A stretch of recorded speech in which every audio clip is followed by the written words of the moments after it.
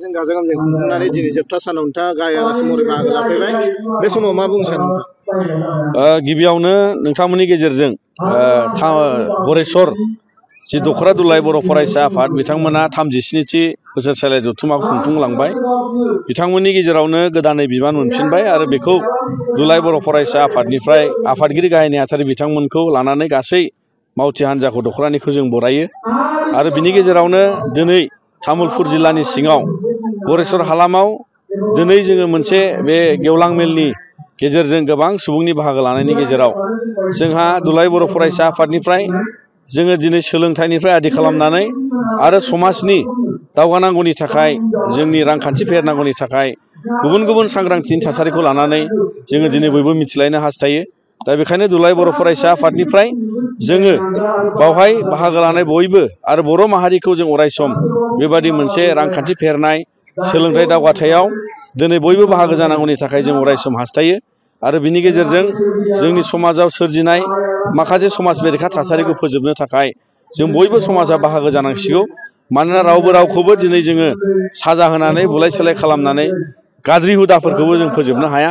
आरो बिनि उनाव जोङो दिनै बायदिसिना जोंनि समाजाव गुबुंले थासारि सोरजिनो नाजानायखौ जोङो दिनै बिनि जेंनानि सायाव बाहागो जानानै फोजोबनांगौ।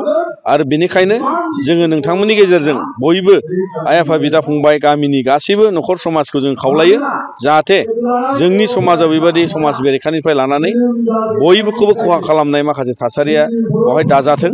आरो बेखौ लानानै जोङो दिनैबो बे गरेस्वर हालामनिफ्राय बेखौनो जों खावलायगोन। आरो फारसेथिंजाय बर'फ्रा दिनै जोङो गावनि मान सन्मान आरो बे जोंनि हारिमु थुनलाइ जोंनि बिजों आरो बायदि थासारिखौ लानानै जोंहा दिनै मोनसे मानदान्दाखौ लानानै दावगालांनायनि सम जाबाय। बिटिआर गोरोबथानि उनाव जोङो बिदा फंबाय गोरोबलायना गोजोन खौसेथिखौ लानानै बर'लेण्ड ओनसोलजों लोगोसे आसामाव बर' कसारि वेलफेयार अथ'नमास काउन्सिल बेबायदि बर'फ्रा जोङो खुंथाइ गोहोखौ लानानै जों दावगानानै दंगासिनो दङ। आरो बिनि गेजेरावनो कार्बि आंलंनि बर'फ्राबो ट्राइबेल एससि हिल स्टेटास मोननांगौनि थाखाय दिनै बेखौ भारत संबिजिरनियाव सोसननांगौनि थाखाय नारा नाथा जुजिनाया सोलिगासिनो दङ। दा बेजों लोगोसे बिटिआर गोरोबथानि उनाव जोंनि हालामाव माखासे फसंथाननिफ्राय लानानै बायदि गायसननांगौखौ लानानैबो भारत सरकार आसाम सरकारखौ जों नारसिनदों। मानोना जोङो बेबायदि गोलैसोनाय नासयजानायखायसो सोमावसारनायनि उनाव बेबायदि फसंथान बिटिआर एकर्डआव थिसनजानायखौ मोननो हादों। दा जोंनाव बड'लेण्ड इउनिभारसिटि सिआइटि बिबिजियारिं कलेज बेफोरो जोंनाव थोजासे नङा। जोंनि जिल्लाफ्राव थोजासे नांगौ बादि फसंथान गैया। आरो बेखौ लानानै बिनिखायनो जोंहा बिटिआर एकर्डखौ मावफुंनांगौ। आरो भेन्सार स्कुलनि जेंनाखौ फोजोबनो थाखाय 6.3नि दारै जोङो दिनै आसाम सरकार आरो बिटिआर सरकारखौ थाबैनो बे जेंनाखौ उदां खालामना होनो थाखाय खावलायबाय। मानोना गोदान सोलोंथाइ खान्थिखौ फालिनाय लोगो लोगो दिनै गोबां फरायसाफ्रा जोंनि आपार आइडि एनरलमेन्टआव इसु जाबाय, प्रब्लेम जाबाय, स्कलारशिपखौ जों मोननो हायै जाबाय। आरो बेजों लोगोसे जोंनि फरायसाफ्रा गोबाङानो फोरोंगिरिनि आंखालनि थाखाय सोरबाया फरायनायखौ गारनो हमबाय। आरो बेजों लोगोसे हाइ स्कुलफ्रा हायार सेकेन्डारि जाजोबनांसिगौ। आरो बिनि बेलायाव जोंनि हाइ स्कुलफ्रा भेन्सार थायोब्ला जोंहा बै जेंनाखौ जों सौसिनो हानाय नङा। आरो गोदान सोलोंथाइ खान्थिजों जों खारफानो हानाय नङा। दा बेनिखायनो जोङो नोंथांमोननि गेजेरजों खावलायो जाहाथे 6.3नि दारैनो जोंनि बड'लेण्ड हालामनि भेन्सार स्कुल आसामाव थानाय बर' मिडियाम भेन्सार स्कुलफोरखौ जोङो प्रभिन्सियेलाइज खालामजानायखौ हास्थायदों। आरो फैबाय थानाय समाव जोङो बयबो सोलोंथाइ रांखान्थि फेहेरनायाव जयै दावगालांनो थाखाय जोङो साखाफारा जानांगौ। दिनै बिटिआर गोरोबथाया फैगोन बोसोराव जोंहा 5 बोसोर जागोन।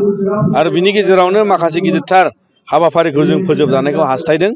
जेरै जोङो गामि सोसननाय आरो बिटिआर हालामखौ फेहेरनायनि गेजेराव दासिम 60टा गामिखौ सोसननाय जाबाय। बिनि अनगायै माखासे गामिखौ सोसननो थाखाय कमिसनाबो बिनि गासै लाहार फाहारखौ खालामजोब्बाय। दा बिनि फोजोबनायखौ लाबोनो थाखाय आसाम सरकारा बेखौहाय गोख्रैनो जाहाथे राजखान्थियारि मोनसे गनायथि होनानै बेखौ मावफुंनानै होगोन होननानै मिजिंथिदों। आरो हरैहाय जोंनि बिटिआर गोरोबथानि उनाव भारत संबिजिराव 125 जे संबिधाननि मोनसे एमेन्डमेन्ट जानांगौ बियो फेब्रुवारि दानाव फैसिगोन होननानै जोंनो नखर मन्थ्रि बिथाङा गावनो फोरमायबाय। बावहाय जोंहा समस्ति बारायनायनिफ्राय लानानै साबजेक्ट बारायनाय आरो गुबुन गुबुन बावहाय रांनि मोनथायनि राहाखौ लानानै दिनै बे संबिधाना संशोधन जागोन। आरो बेनिखायनो जोङो बेफोर थासारिखौ लानानै दिनै दुलाय बर' फरायसा आफादा जोबोद सांग्राङै खामानि मावगासिनो दङ। आरो बेखौ जाफुङागौ मानि जोङो दुलाय बर' फरायसा अरायसम जों माहारिनि थाखाय जोङो बे इमप्लिमेन्टेसन जानांगौनि थाखाय जों खामानि मावलांगोन। जोङो दुलाय बर' फरायसा आफादा मोनसे मेजर स्टेक हल्डार हिसाबै बिटिआर एकर्डखौ आबुङै मावफुंजानायखौ जोङो हास्थायदों। अदेबानि 2025 मायथाइयाव बे मावफुंजाजोबनांगौनि थाखायबो जोङो भारत सरकारखौ नारसिनदों। नाथाय दिनै जोङो बिनि सायाव रोखायै जिहेतु गोबां फसंथाना आद्रा जानानै दङ आरो गोबां फसंथानखौ दिनै गनायथि होबाय आरो बियो मेजर माखासे जोंनि फसंथानजों लोगोसे जोंनि इसुसखौ समाधान मोनगोन होननानै जोङो मिजिंथियो।